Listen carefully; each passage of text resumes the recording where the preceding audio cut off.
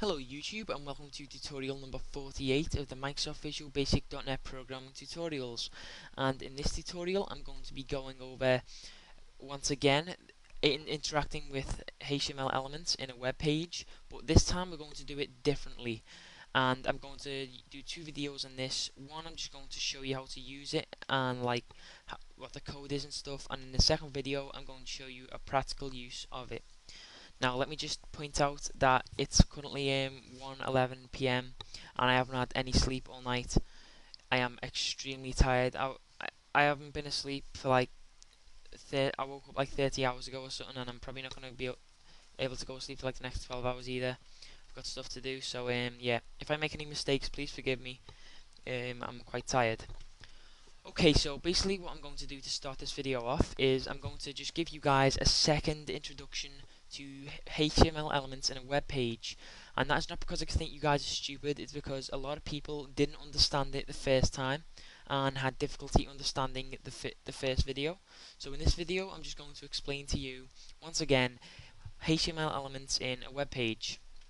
Now if you go to the YouTube login page right here, you can see this image right here. Now what you're going to do is take the source code of this image, you selecting source, and you'll see here image src equals YouTube, this little thing here.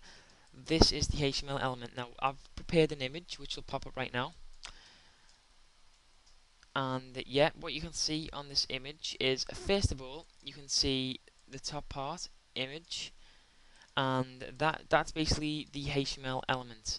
The image in purple at the top here, and also the first thing listed here, is HTML element. Now HTML element is basically an element of a web page, and elements come in forms such as links, buttons, images. They're just things that make up a web page, and they're enclosed in these pointy brackets here.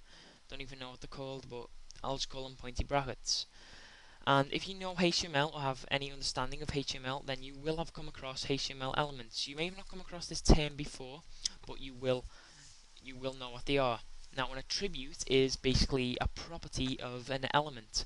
So let's say in this example here, the image, the attribute right here is src.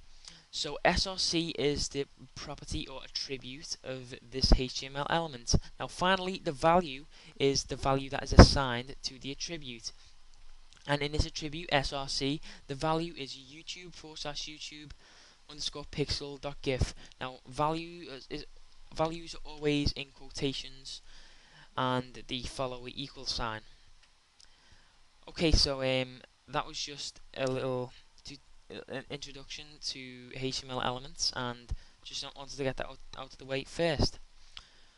Okay, so now that I've done this, we can continue with the code, and I'm just going to show you guys how to use HTML elements in a web page using HTML whatever document.all.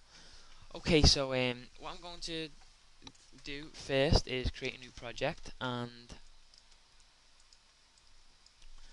I'm going to call it HTML elements.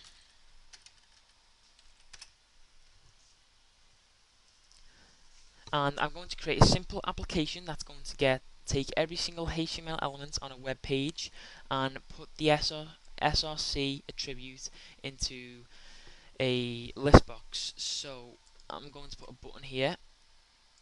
You need to add a button, a web browser, and a list box.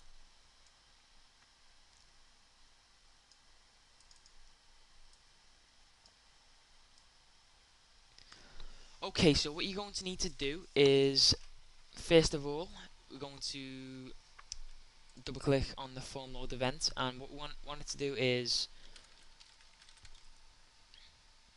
browse one.navigate youtube.com. I apologize, my computer's quite slow.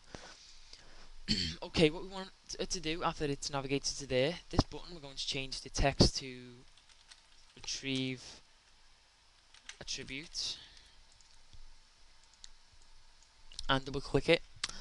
Now, in the previous tutorials, we've covered how to gather elements by their ID and also by their tag name. Now, the previous tutorial, which was how to gather by tag name. It's basically the code basically works exactly the same as that. What we do is basically we just use the same code. We're going to first of all declare the HTML element collection and then use a for loop. So what we do is we use declare. I'm going to call it all elements. Declare all elements as a HTML elements collection. I'm going to set that to the value of webbrowser1.document.all. It's not document.getElements by tag name, it's webbrowser1.document.all. So all we need to do now is use a for loop, and we're going to say for each web page element as HTML element in all elements. And what we're going to do is add each attribute to a list box. So listbox1.items.add, and in brackets we're going to say web page element dot get attribute, and in quotations src. Now let me just point out that this is going to add some blank lines, because many elements do not have src as an attribute. It's only going to get us the images, but this is just a little example. Okay, so we're at the YouTube homepage. I'll retrieve attributes. Give that a few seconds as there are many HTML elements on this page, and here we go. I think it's finished. Yeah. Now all these images you can see here have been retrieved from every image on this web page. So what we have right here is every image on the web page. Now this isn't really what you will be using to collect images on a web page. This is just an example of how to use HTML element collection using webbrowser1.document.all. Now this video was just an introduction to using webbrowser1.document.all, and in the next tutorial I'm going to teach you a use of this, and it's going to be something that a lot of people have problems with. It's when people want to try and interact with an element on a web page and it doesn't have an ID, they're always confused, they don't know what to do.